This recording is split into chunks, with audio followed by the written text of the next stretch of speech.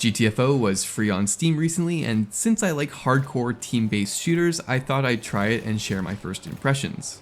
And man, now I kinda understand why this is one of those games that I've always heard good things about, but nobody seems to play. So in GTFO, you're a prisoner who's been jacked up with a bunch of cybernetic implants and forced by a mysterious warden to complete missions within the complex, a vast ruined facility filled with zombie-like enemies called sleepers. And these missions are organized into rundowns, which are essentially campaigns. The farther in a rundown you go, the more difficult it gets. In these missions, you'll be exploring the map, completing objectives, and collecting resources to survive like you would in a game like Left 4 Dead. But this is a very surface level comparison at best, because GTFO is much more hardcore and has a very high emphasis on stealth. The enemies in the game, the zombie-like sleepers, are dormant until alerted by sound, light, or vibrations, and they hit hard, so you're going to want to be dragging your balls on the floor with your flashlight off as much as possible to avoid detection. But at certain points in the mission, you'll be forced to fight off waves of enemies as you struggle to open security doors which trigger an alarm. But before I get into what I didn't like about the game, I want to make sure I give credit where credit is due. This game does atmosphere really well. They've created a world with a very dark, industrial, cyberpunk feel. And if that doesn't make sense to you, just check out White Bat Audio's thumbnails, like half them fit this theme. And I've actually used their music throughout this video. At the start of each level, you're awakened and pulled, still restrained from a giant machine like a piece of equipment, suspended over this enormous, ominous pit. And the only glimpses of the sky you can get are dark and rainy and totally lacking anything that could tell you where you are. And then you're just dropped into the complex. And the levels themselves are super atmospheric and creepy, at least until you get used to them. I like how the lighting system creates tension by making the shadows really dark.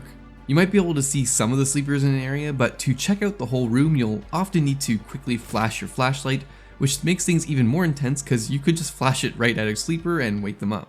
Now that's all done well, but the troubles start when we look at the actual gameplay. The thing that disappointed me the most was how simple these stealth mechanics are for a game where you need to play stealthily 90% of the time to win. Besides the more complex enemy detection mechanics, it really doesn't get much more complicated than crouch walking and charging up your melee so that you can insta-kill sleepers before they activate.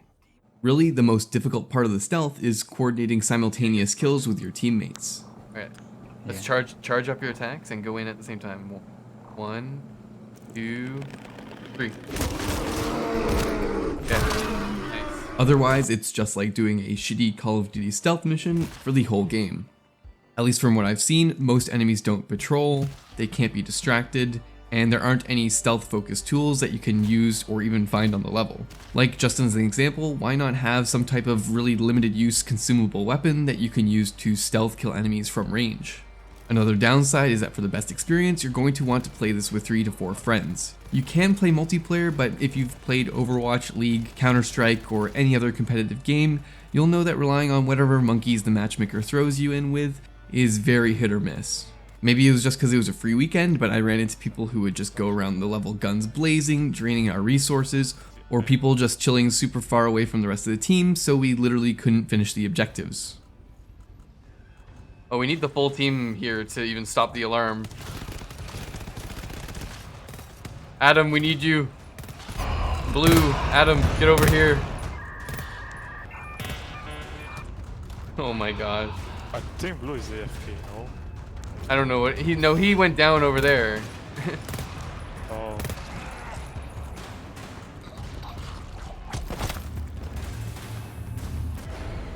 Yeah. Good game, I guess? I don't know. Yeah, good game. You can play with bots, and for the most part they seem fine. They'll sneak when you sneak and try to be stealthy, and you can command them to use their equipment in basic ways, but without real people, the game feels a bit soulless and you really can't coordinate with them to take down enemies like you would with real people. But even when playing with a solid team of players, failure can come so easily from just one guy slightly messing up, or more likely, just from not using health and ammo resources optimally.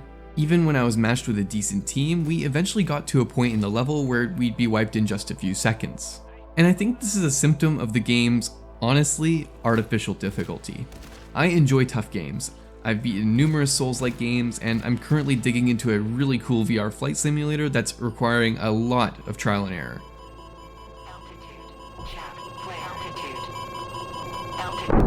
Dude, what the fuck?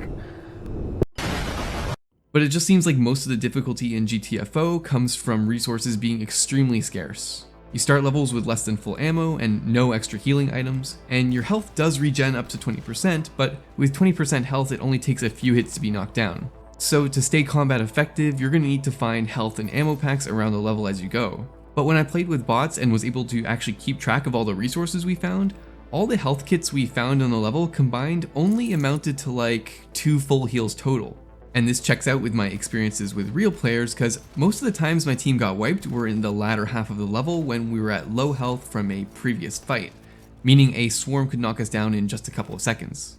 And while the obvious answer to that is get good, don't lose health, that's easier said than done when to progress the level you need to trigger swarms and run across an entire room to arbitrarily stand in circles to unlock security doors, all while being shot at by enemies with homing projectiles. And so while the swarm fights are really fun, deaths and losing feel pretty cheap, since it's not like the basic enemies are hard to fight. It's just that the game doesn't give you enough health and ammo to make progression viable without an experienced team and lots of resource micromanagement. And when I look at advice about how to get better at the game, and a large portion of the responses on Reddit threads are to go on Discord rather than use matchmaking and find a team, I think that's a problem, or at least a huge barrier of entry to ask most players.